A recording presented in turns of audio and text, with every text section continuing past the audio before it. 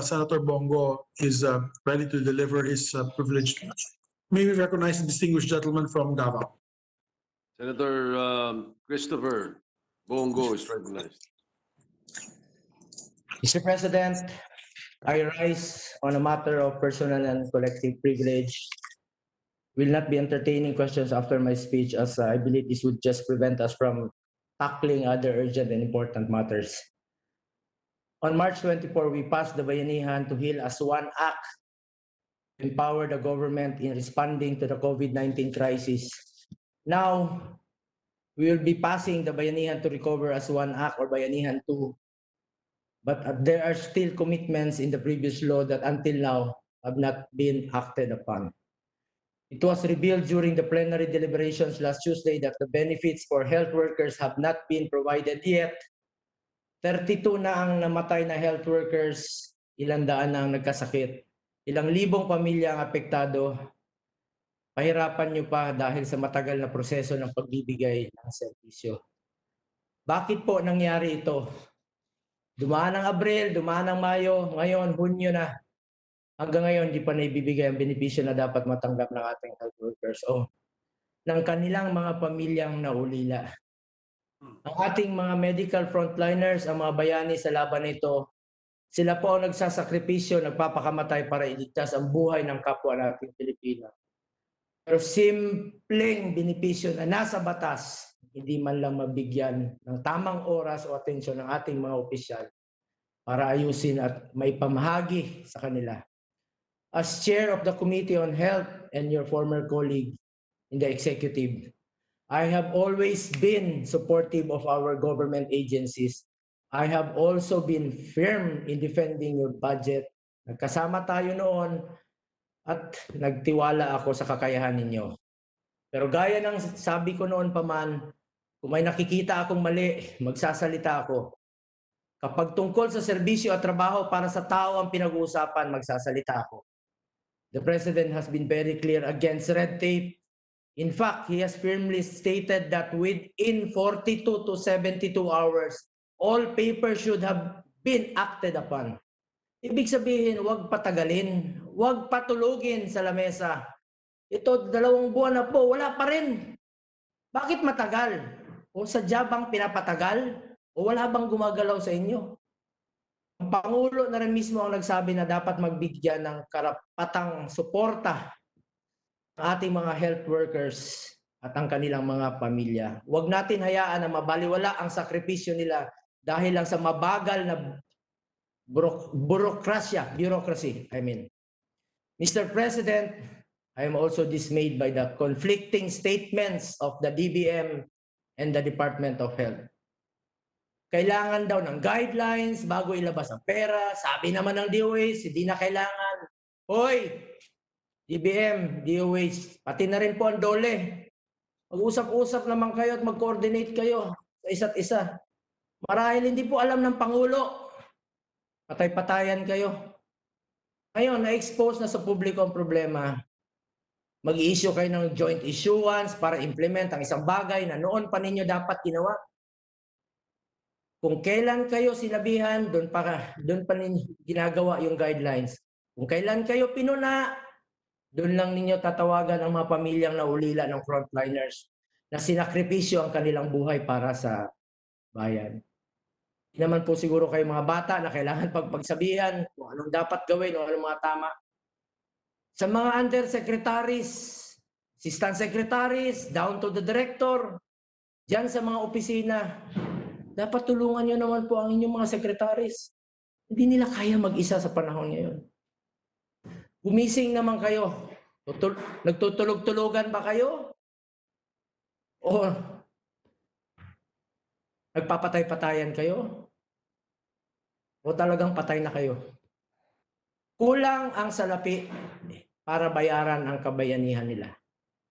Serbisyong maayos lang naman pwede nating maisukli sa mga nagtatrabaho para sa bayan. Kung ayaw nyo magtrabaho, di umalis na kayo. Ginagawa na nga ng Pangulo ang lahat. Yung mga tao sa baba, ayaw tumulong, ayaw gumalaw.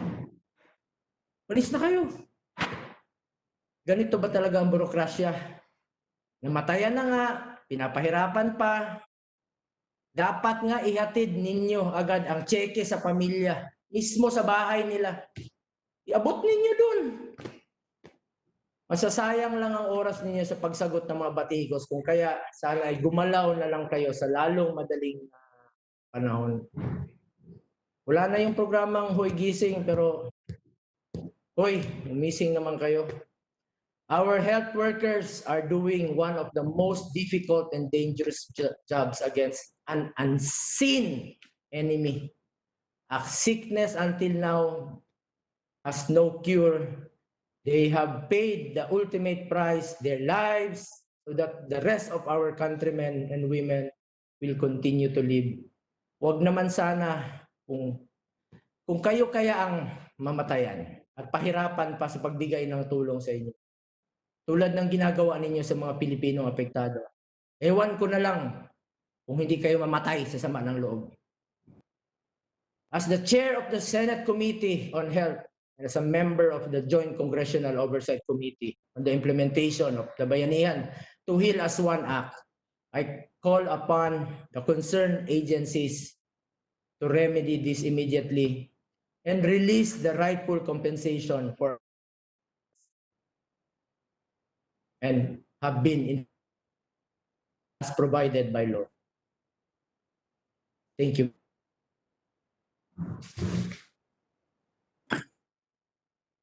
The minority floor leader would like to be recognized, Mr. President. Thank you. Yes, Minority Leader. Thank you, Mr. President. Thank you, Mr. Minority Leader. For the record, let me extend my commendation and congratulations to the gentleman from Davao for that very expression of concern for the welfare of our frontliners. However, I would like to make it a record and probably put a parliamentary inquiry on the record. As we said, we commend the gentleman from Davao for his taking the privileged hour to call the attention of the bureaucracy on this neglect on our frontliners. But the good gentleman has said he will not take questions. That is the privilege of the gentleman from Davao because he has the floor and he can always take the position that he will not take questions. We recognize that, and that is the privilege. However, I just want to place a record that prior to this Congress, there was no such practice of not accepting or not allowing interpellation. And because historically and by tradition, the Senate has always been known to be the arena where the policies of the national governments are debated, either through law or through resolutions or through privileged speeches. And that is when theories are tested, when policies are debated, when in the effort to come up with a better policy. And as I would repeat, it is the privilege of the gentleman from Davao not to take questions on interpellation. And under our rules, the parliamentary rules, we could not do anything. I just want to know, however, if this is the new normal that we have, Mr. President, not allowing interpellations on the floor in an effort to thresh out policies and strengthen the positions that we would take on national issues. I'm placing that on the floor, Mr. President. Thank you very much. Yes, as you well mentioned, it is the prerogative of the senator. But indeed, it was never the practice to not entertain any questions or interpellation anytime you stand on the floor or anytime you rise or take the floor. It happened before, once or twice. Senator Miriam Defensor, he didn't want us to interpellate her during the RH debates. I remember that, Senator Enrile and I. But usually the practice is that when you rise,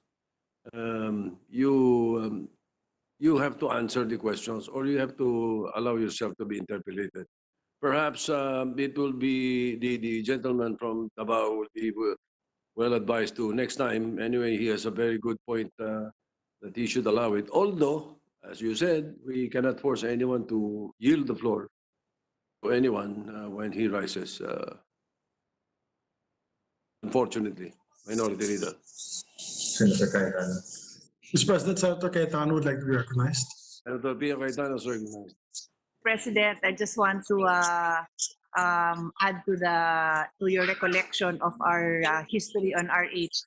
I think Senator Miriam, if she did do that, I can't really recall. It's probably because alam niyang ando naman ako para sumagot nung nagtatanong po kayo.